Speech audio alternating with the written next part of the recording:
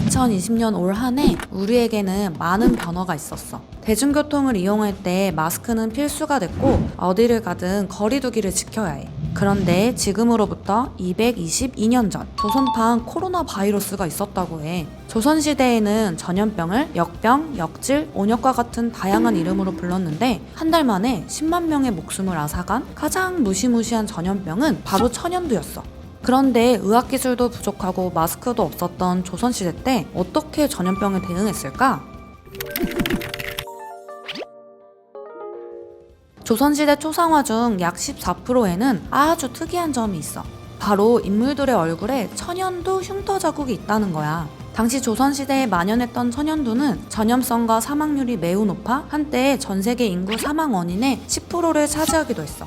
그리고 호환마마라는 말 들어봤니? 옛날 사람들이 가장 무서워했던 두 가지 단어를 합친 건데 호환은 호랑이를, 마마는 천연두를 의미해. 호랑이만큼 천연두가 아주 두려운 존재였다는 거지.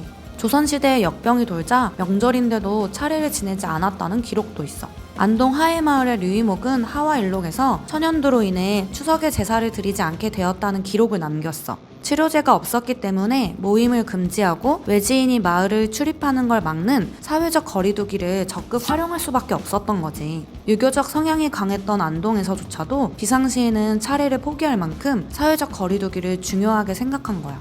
전쟁이 발생하면서 전염병이 더 심해지기도 했어. 특히 임진왜란때 피해가 컸다고 전해져. 조선 수군들 사이에서 전염병이 퍼졌는데 수군 병력 전체 중에 무려 40%가 전염병으로 사망했다고 해.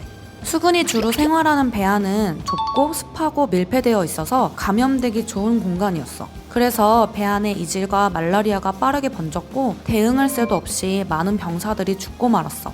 난중일기의 기록을 살펴보면 전염병에 대한 기록이 43번 등장해. 왜군들을 두려움에 떨게 했던 이순신 장군에게도 전염병은 큰 두려움일 수밖에 없었어. 자신이 아끼던 부하와 막내 아들까지 모두 죽고 본인 역시 12일 동안이나 전염병으로 고생했다고 해. 자, 그렇다면 조상들은 손 놓고 전염병에 속수무책으로 고통받기만 했느냐? 천만의 말씀, 누구보다 전염병 대처를 잘한 분이 있었으니 바로 세종대왕이야. 세종대왕의 전염병 대응 정책은 오늘날 시행되고 있는 정책과도 많이 비슷해. 저소득층에겐 무료로 음식을 제공하고 감염자에겐 조세 감면과 노역 면제를 해준 것은 물론 전염병으로 가족을 잃은 이들에겐 지원금을 보내줬어. 지금의 재난지원금과 유사하지. 세종대왕은 전국에 직접 쓴 매뉴얼을 배포하기도 했는데 살짝 미신 같아 보이긴 하지만 참기름이 코에 붙은 세균을 닦아내는 역할을 했기 때문에 나름 일리가 있는 방법이었던 거지. 세종대왕은 여기서 멈추지 않고 궁에 있는 의원들을 독촉해 의학서를 편찬하게 해. 손쉽게 침과뜸을 놓는 방법과 구하기 쉬운 재료를 사용해 약 만드는 법까지 알차게 실었어. 의학서 하면 빠질 수 없는 사람이 있어. 바로 허준이야.